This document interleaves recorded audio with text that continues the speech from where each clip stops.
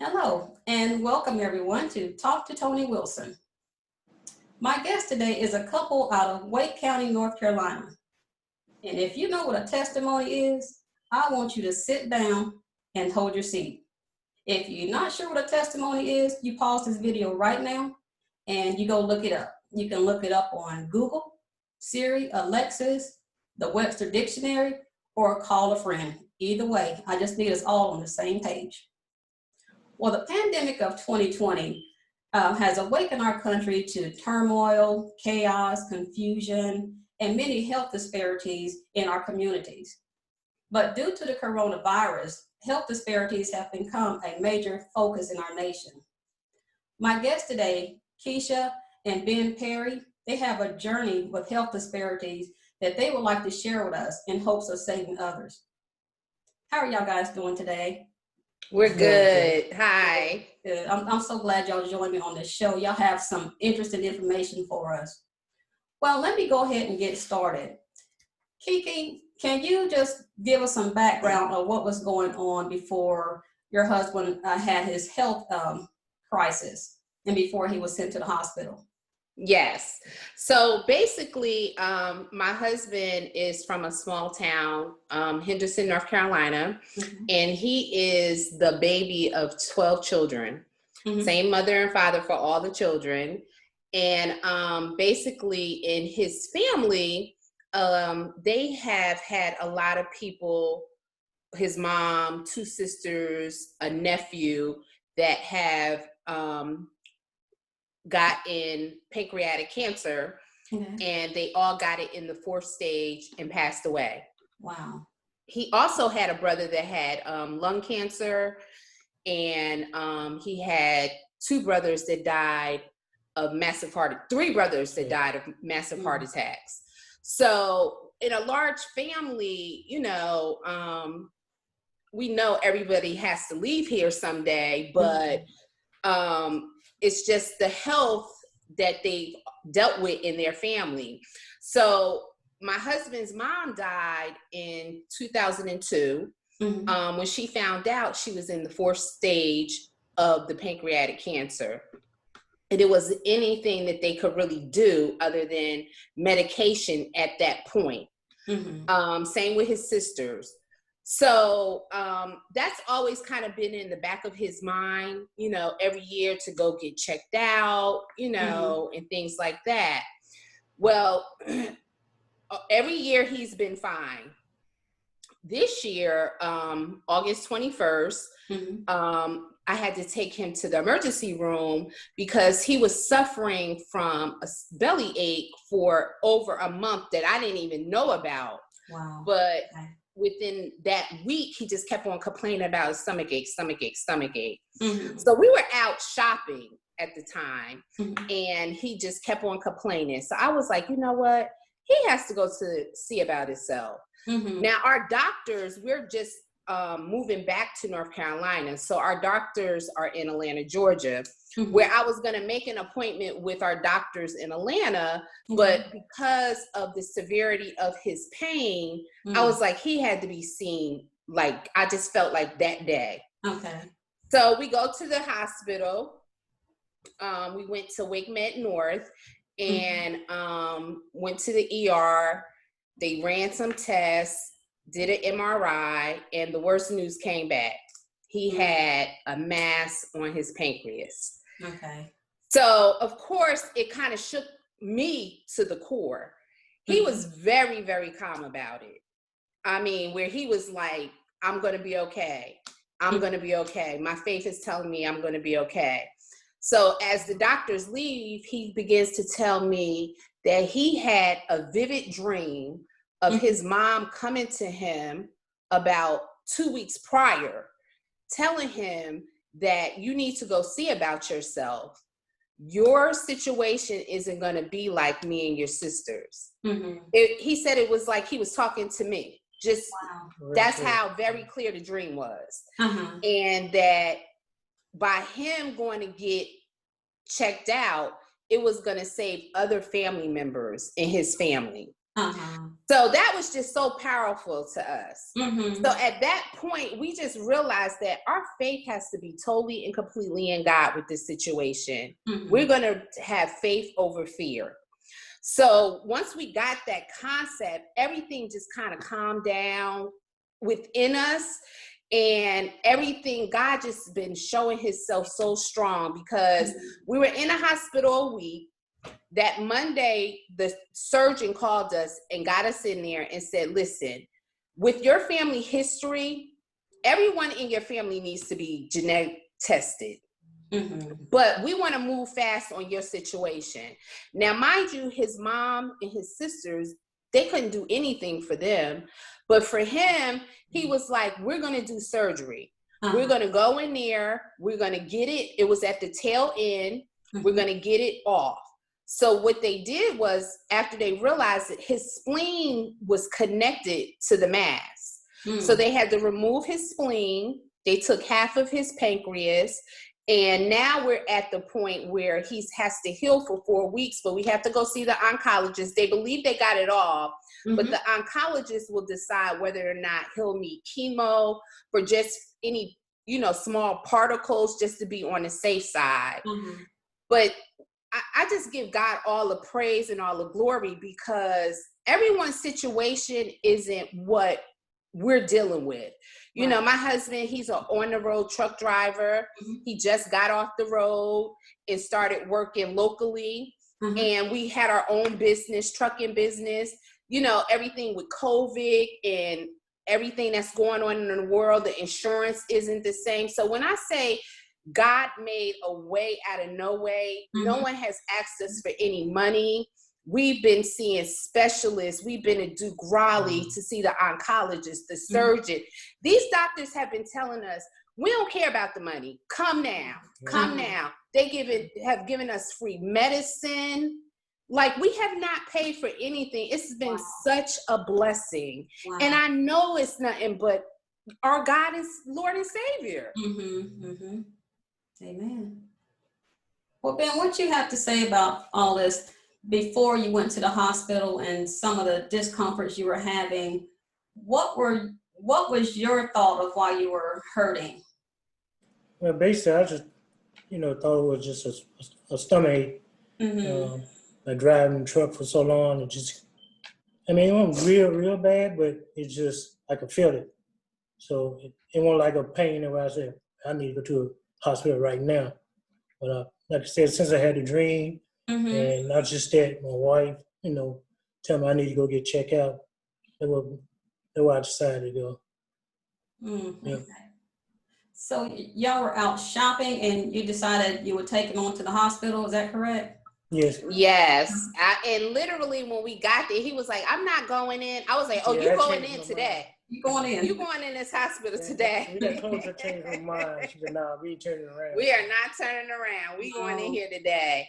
And out of all of this, he's been talking to, because he has tons of nieces and nephews and cousins, and he's just been giving his testimony. We were in the hospital, and we just wanted to encourage people that, I don't care if you don't have insurance, or, your body, when something's off, but sometimes we just keep on going because he's the head of the household. He's a man and he takes care of his family well. And sometimes they'll just keep on working and ignore the signs, and the signs is what saves lives. Yes. So we have to realize that our health matters. We just have to really get that out there, that when you have a sign or you feel off or you feel something's not right, you have to go see about yourself, because early detection saved his life.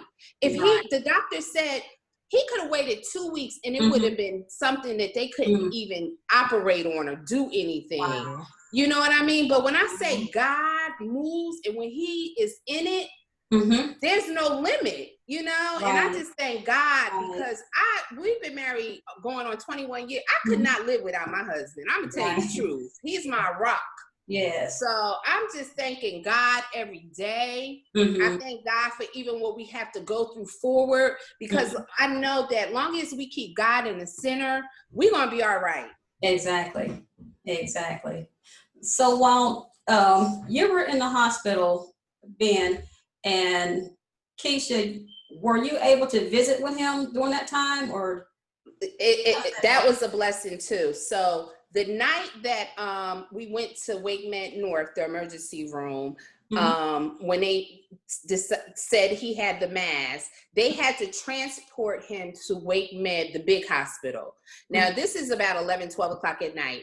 At that point, they told me I couldn't be transported with him, but I was able to visit him every single day from 8 a.m. to 8 p.m.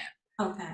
So they gave me a 12 hours. And then when they operated on him, the surgeon made arrangements where I was able to stay overnight with him after his surgery. Okay. So I was able to stay in his room overnight with him, and which was a blessing, because I know a lot of people in a lot of states, they can't even go to the hospital and visit their loved ones. And I can't even imagine, you know, your loved one in the hospital being ill and you can't go lay hands on them, touch them.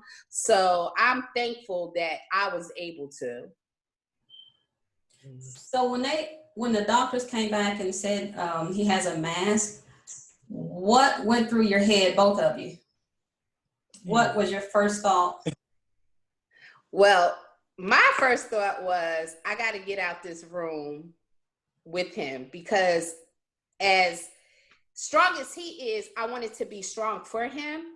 So I kind of went to the bathroom, like right outside his room, but they heard me. So I was a wreck at that point. But when I came back to see my husband's composure and how calm he was, wow, it was like I drew off his strength. You know what I mean? And then after he told me, yeah, I'm fine. Like I was telling her, everything was gonna be all right because my mom already showed me. So wow, and then, you know, and it was just like we talking right now. It's so clear, and they were dressed in white, and they like your icon's not gonna be like ours. wow. So at that point, growing up having faith all my life, so I had faith.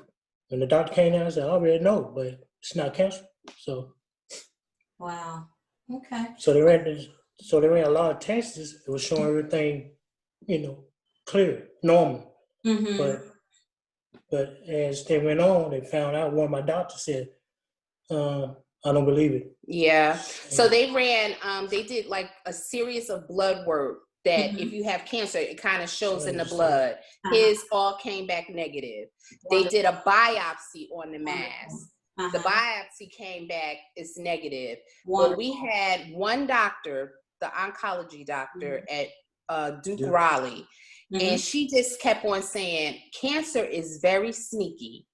And the fact that your family members, it's in your family. So I just don't believe it. So she wanted them to do another biopsy to prove that it really wasn't cancer. But where the mass was, they couldn't get to it to do another biopsy. So that's when the surgeon was like, we got to get it out. Once we get it out, they sent it to the pathologist. It came back that it was cancer. So if we would have waited, that's what they were saying. If we would have waited, he would have been in a situation where they couldn't do anything. Wow. Yeah. But your mother came to you and told you you was gonna be all right. I'm gonna be all right. So that's all I needed her. So wonderful, wonderful. Okay. Well, Keisha, you had told me in one of your emails that you sent to me, you said something about God is saving lives through your testimony. Yes. Do you have any plans of getting your testimony out to the community?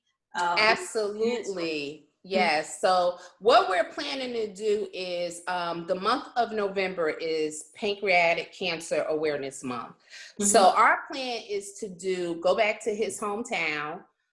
We don't have all the details. We're putting everything together, but we're going to do a big health fair, and we want to do a kickball tournament. Okay. So what we're going to do is, because just everything with COVID, we're trying to find something where we could kind of be still social distancing, spread apart, but we want to have where people come and get their blood sugar checked, their blood pressure checked, just an overall little health thing. So if they do have some type of issues, we could direct them to where they could go. There's a lot of health centers and different things that people could go to. You know, so many people have lost their jobs and lost benefits and don't have insurance, but there's other ways that you could be seen and getting, you know, yourself taken care of without even having health insurance. And we just want to make people aware of that. So we plan to have like face painting for the kids and snacks and just giving people information to get out there to let them know that our health matters. Exactly. Well, that's wonderful. Now, I hadn't heard kickball games in a long time. That's going to be very interesting. Yeah. I wish So our plan is we're going to ask for sponsorships and money raised, and we want to give it back to the Pancreatic Cancer Foundation. Wonderful. That's great. That is so fantastic. Is there anything else that you would like to share with us about your health? Any concerns you would like for us to know about? Anything that we did not cover? One thing I would say, being on the operator table, before I went in, they told me it would be 7 hours and 30 minutes. But since I was in shape and muscle, you know, not fat, like my wife said, my stomach, but I was in shape, it took them 10 hours. It took them like 2 hours and 45 minutes to cut through my muscles. So I was over there for 10 hours. Wow. And that's a blessing. That is. To be back. That really is. Well, Ben, did you have any other health issues that may have played a part in part of your health, I'm going to say decline, even though maybe it wasn't a decline, but you have any other health concerns that... some technical difficulties here. Okay. I'm sorry. That's okay. Go ahead, Beth. Yes, I'm a diabetic. I've been diabetic for 13 years. Okay. Is that run in your family also? Yes. My father died from a diabetic. Oh, okay. All my sister and brother got sugar. So. Yeah, it sounds like there's a lot of health issues in your family that you really need to pass on to some of the younger generations. Yes. Exactly. Out of that danger. And just talking about that, just with what he has gone through, one of his nieces actually went and got checked out because she was having stomach issues. And her mom is one of the ones that passed away from pancreatic cancer. And come to find out, they found a spot on her kidney. So just what his mom said, you know, by your testimony, you're going to save other people in your family. Exactly. And I feel like that's already happening. You know, she went to the doctors immediately. He's been telling them, calling them, listen, y'all need to go get checked out. Even the ones that are just doing their own thing, kind of out there, listen, stop what you're doing. Go see about yourself, make an appointment with the doctor, you know, because they could be running around here with sugar diabetes and they don't even know it. So it's very important that, you know, you definitely listen to your body. Exactly. Well, thank you, Team Perry, for giving us some information on your testimony. And I'm gonna say, folks, if y'all have anything that's hurting you, it doesn't look right, it doesn't feel right, it doesn't smell right, it moved from one spot to the next, it's gotten bigger, it's gotten darker. If it just don't seem right, just go to a licensed medical provider and just see what it is. Exactly. The life you save could be your own. Exactly. You know, like I said, again, thank you, Keisha and Ben for thank you for having us. Yeah, and I want to get your story out there so bad, and that's what I'm going to do. So we appreciate it. when y'all watch this video, please share it with your family members. It is so important that we share our health histories, because some of this stuff, it does travel in our families. Exactly. Well, again, thank you, Perry family. And this ends another Talk to Tony Wilson. And to all I will say is have a great day. Thank you. Thank you.